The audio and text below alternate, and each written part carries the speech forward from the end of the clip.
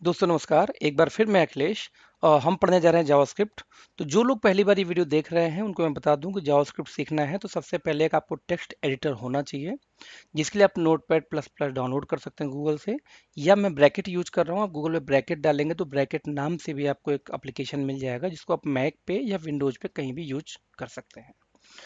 Okay, तो JavaScript के लिए सबसे बेसिक नॉलेज स्टार्ट हम करते हैं। सबसे पहले मैं अपना कोडिंग खोलता हूँ। सिंपल कोड, इसमें कुछ भी नहीं लिखा है, एक एचटीएमएल कोड है, हेड, बॉडी और एचटीएमएल क्लोज। ठीक है। जैसा लास्ट वीडियो मैंने बताया था कि जावास्क्रिप्ट को लिखने के लिए हमें एक टैग लेना पड़ता है, जिसको हम बोलते हैं क्या, स्क्रिप्ट टैग। राइट। जिनको नहीं पता है वो प्लीज मेरा पहला वीडियो देख ले, इसके ठीक पहले वाला पार्ट 1, उनको समझ में आ जाएगा। लाइक टाइप होने डाला text text dot slash JavaScript. मैंने इसको क्लोज किया। ओपनिंग क्लोजिंग के बीच में हमें टैग्स लिखने हैं, जैसा मैंने आपको बताया था पहले ही। ओके, तो चलिए स्टार्ट करते हैं। तो जावास्क्रिप्ट में सबसे पहले हम देखेंगे कि किसी चीज को स्क्रीन पे प्रिंट करानी हो तो हम कैसे कराएंगे। राइट। इसके लिए हम एक टैग यूज करते हैं, डॉक्यूमेंट डॉट WRITE, राइट। और ये पैरेंथेसिस, जिसको हम बोलते हैं छोटा ब्रैकेट। राइट। सवाल है, ये छोटा ब्रैकेट मैंने क्यों दिया। डॉक्यूमेंट डॉट राइट ये एक फंक्शन है, मतलब बहुत सारे प्री डिसाइड फंक्शंस हैं। फंक्शन क्या होते हैं दिमाग मत लगाइए, बस इतना समझ लो आप कि जो आप लिखने के बाद में जब आप ब्रैकेट लिखते हैं तो ये मतलब ये हो गया कि ये एक फंक्शन है, जिसका फंक्शन की वैल्यू या प्रोग्राम लिखने के लिए हम इस ब्रैकेट के अंदर लिखते हैं। राइट। तो मैंने लिखा डॉक्यूमेंट डॉट राइट, और डॉक्यूमेंट डॉट राइट लिखने के बाद में यदि हम, तो यहाँ पे यदि हम कोड्स दे दें, कोड्स देने के बाद में इसके अंदर जो भी लिखेंगे वो एज ए एचटीएमएल ट्रीट किया जाता है। जैसे मैंने लिखा, hi, welcome to my first class. Right. यदि मैं कंट्रोल एस से सेव करूं और यदि मैं इसको जाके रन कराता हूं गूगल के ऊपर में, तो आप देख सकते हैं क्या आ गया, hi welcome to my first class. ठीक है। इसके बाद में यदि मैं फर्स्ट क्लास के साथ में मैं चाहता हूं कि फर्स्ट बोल्ड हो, राइट, तो यहाँ पे वही एचटीएमएल का टैग हम बी यूज कर सकते हैं, बी फॉर बोल्ड करने के लिए। राइट। तो ये कंट्रोल एस हमने सेव किया, रिफ्रेश किया, आप देख सकते हैं कि ये बोल्ड हो गया है। लेकिन क्लास क्यों हो गया, क्योंकि हमने क्लोजिंग सही से नहीं की यहाँ पे, यहाँ फॉरवर्ड स्लैश देना पड़ेगा। राइट। तो आप देख सकते हैं फर्स्ट क्लास, मतलब ये कि जावास्क्रिप्ट के अंदर में जब भी हमें कुछ लिखना होगा एचटीएमएल का टैग, तो हम उसको ये कोटेशन देके सिंगल डबल दोनों दे सकते हैं। हम यहाँ पे मैं लाइक मैंने यहाँ पे सिंगल भी मैं दूं तो मैं सिंगल दूं डबल दूं, दोनों केस में ये वर्क करेगा। ओके। बट दोनों सेम होना चाहिए। तो एक बात समझ लीजिए कि कोई भी चीज प्रिंट करने के लिए हमेशा हम डॉक्यूमेंट डॉट राइट ही यूज करते हैं। लेकिन ये तो हो गया पहला पार्ट प्रिंटिंग के लिए। लेकिन जो सबसे मोस्ट इंपॉर्टेंट पार्ट है जावास्क्रिप्ट का, जो बेसिक एकदम, जिसके बिना आप कुछ कर ही नहीं सकते किसी प्रोग्रामिंग लैंग्वेज में, वो क्या है उसको हम देखते हैं। वो है वेरिएबल। वेरिएबल क्या होता है, किसी चीज का वैल्यू असाइन करना, that is called variable. Variable को असाइन कैसे करते हैं, लिखते कैसे हैं, VAR पहला 3 कैरेक्टर। मान लीजिए वेरिएबल एक्स, एक्स एक ABCD नाम या कुछ भी हो सकता है। Variable X is equal to मैंने लिखा 100। राइट।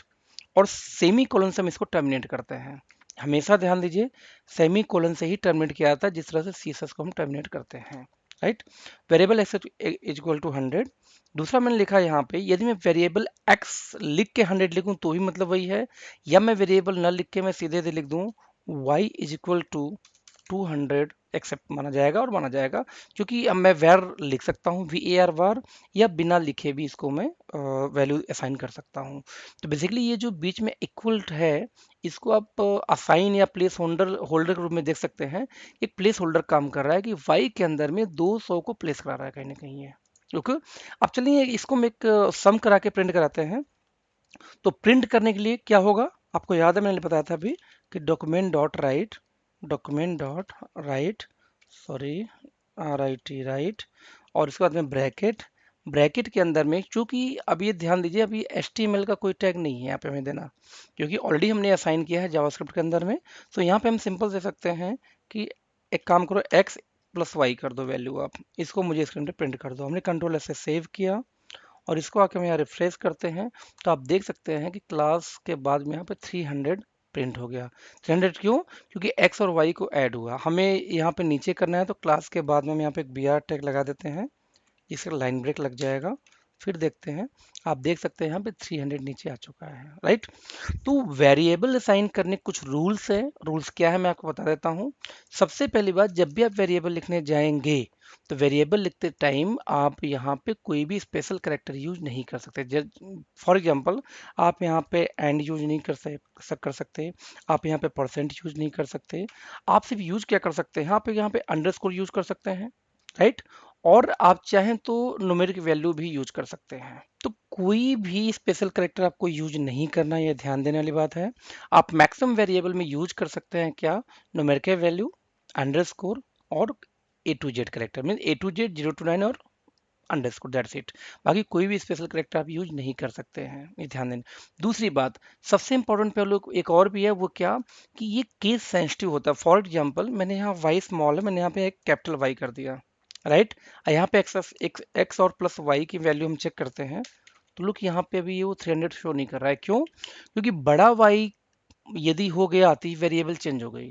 मीन्स ये केस सेंसिटिव है, यदि आपने स्मॉल दिया तो स्मॉल। फॉर एग्जांपल, यदि मैंने यहाँ पे छोटे को लिख को हटा के यदि मैं बड़ा वाई दे दिया, यानी कि ये देखिए, तो यहाँ पे आप देख सकते हैं हमारी वैल्यू फिर से यहाँ पे आ गई, राइट।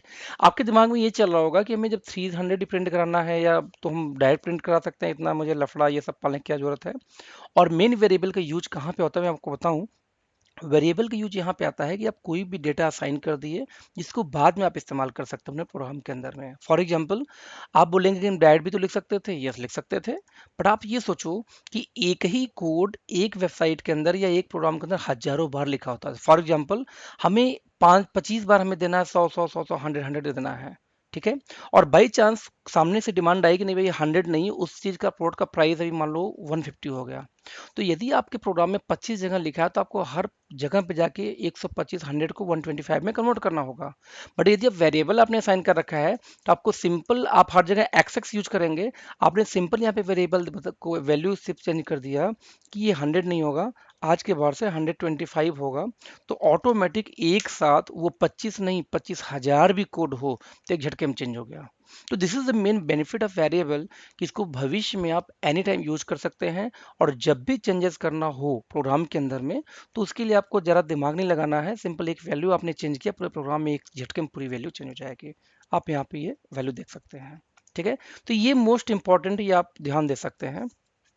साथ में इसको लिखने का एक और तरीका और भी है, मैं आपको वो भी दिखा देता हूँ। उसके लिखने का तरीका ये भी है कि यदि आप चाहें तो ऐसे भी लिख सकते थे, like variable X is equal to, आपने ये दिया, राइट। इसको मैं कॉपी कर लेता हूँ, कंट्रोल X। और इसके बाद में आप सिर्फ कॉमा दे के लिख सकते हैं। आपने कॉमा दिया और यहाँ पे लिख दिया फिर से y इज इक्वल टू 200, तो भी वैल्यू सेम मानी जाती है। और यहाँ पर रिजल्ट देखिए सेम आ रहा है। तो आप एक लाइन में कॉमा दे के भी आप लिख सकते हैं। VAR लिखेंगे, VAR, राइट, वेरिएबल के लिए। तो VAR, उसके बाद में वेरिएबल का नाम क्या होगा वो देना होता है। एक तरीका ये है। दूसरा डायरेक्ट है कि डायरेक्ट आप नाम देके लिख सकते हैं। और थर्ड तरीका ये है कि आप कॉमा देके एक लाइन में भी लिख सकते हैं, राइट। तो ये हो गया वेरिएबल। नेक्स्ट पार्ट में हम देखेंगे किस तरीके से वेरिएबल के टाइप्स होते हैं और कैसे हम वेरिएबल और किस टाइप से हम बना सकते हैं, ठीक है। लेकिन सबसे इंपॉर्टेंट चीज आपके दिमाग में एक बात चल रही होगी, इतनी छोटी छोटी चीजें क्यों समझा रहे हैं। तो दोस्तों मैं एक बात बताऊं कि पहले देखिए प्रोग्राम होता क्या, आप समझिए इसका कॉन्सेप्ट। मान लीजिए आपको दिल्ली जाना हो, आप किसी ABCD जगह, मान लीजिए आप मुंबई हो, मुंबई से आपको दिल्ली आना हो, तो आप क्या बोलते हैं फ्रेंड्स को, यार मेरा प्रोग्राम है दिल्ली जाने का। दैट इज प्रोग्राम भाई, वही तो है प्रोग्राम। अब इस प्रोग्राम को आप एक्टिवेट कैसे करेंगे या डिस्क्राइब कैसे करेंगे, उसके कुछ स्टेप्स होंगे, right. For example, step number 1, आप रेलवे स्टेशन जाके टिकट बाई करेंगे, राइट। स्टेप नंबर 2, आपने जिस डेट को टिकट लिया उस डेट को फिर से ऑटो अपने घर से या कैब लेंगे, वहां स्टेशन पहुंचेंगे। स्टेप नंबर 3, आप उस अपने पर्टिकुलर रिजर्व सीट पे बैठेंगे, बैठने के बाद में दिल्ली आएंगे, राइट। और फाइनली स्टेप नंबर 4, आप दिल्ली में जहां जिस लोकेशन पे आपको जाना है, अगेन उस लोकेशन को डिसाइड करके वहां की ऑटो या कार लेंगे। ऐसा नहीं कि आप कहीं का लेके चले चलेंगे, राइट। तो this is called a program. तो प्रोग्राम भी ठीक इसी तरीके से होती है। जब भी हम कोई प्रोग्राम लिखते हैं तो टॉप टू बॉटम कंपाइलर या ब्राउजर हमारा रीड करता है, राइट। जैसे फॉर एग्जांपल, मैंने वेरिएबल यहाँ साइन किया, ठीक है। तो मैंने जब भी एक लाइन एक हमने लिखा, और लिखने के बाद में जब भी सेमी कोलन देते हैं तो टर्मिनेट होता है ये कमांड, तो पहला लाइन ये हो गया कंप्लीट, और इसी को बोला जाता है प्रोग्रामिंग के लैंग्वेज में स्टेटमेंट, राइट। तो प्रोग्राम क्या करता है कि ढेर सारे स्टेटमेंट का एक फाइल होती है जिसको स्टेप बाय स्टेप कंपाइलर या ब्राउजर पढ़ के उसको उसी हिसाब से रिजल्ट देता है। फॉर एग्जांपल हमने जैसे प्रिंटिंग यहाँ कराई है, राइट। यहाँ पे डॉक्यूमेंट डॉट राइट, अभी प्रोग्राम यहाँ से पहले वेरिएबल असाइन कर रहा है, उसके बाद यहाँ पे आके क्या कर रहा है, वो इस स्टेप में आके इसको सम कर रहा है। अब मान लो इसको हमने यहाँ से उठाया और यहाँ से उठा करके जहाँ हम वेरिएबल बना रहे हैं उसके ऊपर हम यहाँ डाल देते हैं। क्या आपको लगता है प्रिंट आउट आएगा? बिल्कुल नहीं आएगा। क्यों नहीं आएगा? लो, कोई प्रिंट आउट नहीं है। और यहाँ पे देख सकते हैं आपकी वैल्यू चली गई। क्यों चली गई? इसका सिंपल सा और रीजन ये है जाने का, ठीक है, कि सबसे पहले प्रोग्राम टॉप टू बॉटम चलेगा। प्रोग्राम ने पहले यहाँ पे रीडिंग करी कि x प्लस वाई को प्रिंट करो, यहाँ x और y की कोई वैल्यू है ही नहीं, राइट। उसके बाद ये यहाँ पे आके यहाँ पे असाइन कर रहा है, तो यहाँ पे असाइन करने की वजह से इसके बाद हमने प्रिंटिंग कमांड नहीं दिया है। तो अब ध्यान देना, एक लाइन है, स्टेटमेंट्स हैं, हर स्टेटमेंट के बाद एक सेमीकोलन हम देंगे ब्रेक करने के लिए, राइट। और इसको स्टेटमेंट बोला जाता है और इसको पढ़ के स्टेप बाय स्टेप जो वर्किंग होती है that is called programming.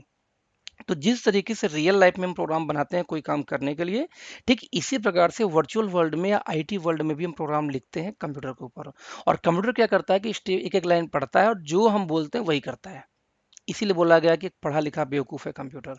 Okay, छोड़िए इस मैटर को, तो लेट्स सी। तो आप होप समझ में आ गया होगा कि किस तरीके से हम किसी भी चीज को स्क्रीन पर प्रिंट कराते हैं। डॉक्यूमेंट डॉट राइट के थ्रू हम उसको प्रिंट कराते हैं और ये ब्रैकेट के अंदर में उसको वैल्यू देते हैं, राइट। दूसरी बात, वेरिएबल क्या होता है वो हम असाइन कैसे करते हैं आपको आ चुका है। और वेरिएबल हम बनाते इसलिए है कि उसका ब्रॉड बहुत बड़ा यूज है जो आपको इन फ्यूचर नजर आएगा। वेरिएबल कैसे बनाते हैं, कैसे असाइन करते हैं, वो आपको समझ में आ चुका होगा। होप आपको ये वीडियो समझ में कुछ कुछ आ रही होगी, और नहीं भी आ रही होगी डोंट वरी, आगे कुछ वीडियोस में आपको मैं और क्लियर कर दूंगा जिसके थ्रू आपको वेरिएबल आ जाएगा। तो variable is most important. So well done, आप लोग प्रैक्टिस करिए इसको। और यदि कोई भी इश्यू, कोई भी प्रॉब्लम आए तो प्लीज़ कमेंट करिए फेसबुक पे, ट्विटर पे, मेरे यूट्यूब के चैनल पे या डायरेक्ट मेरे वेबसाइट पे। मैं प्रयास करूंगा कि उसका रिप्लाई करूं और जल्दी से जल्दी करूं। Okay friends, thank you so much. Plus please share करना ना भूलें, सब्सक्राइब करना ना भूलें। Thank you so much friends for watching my video. Thank you so much.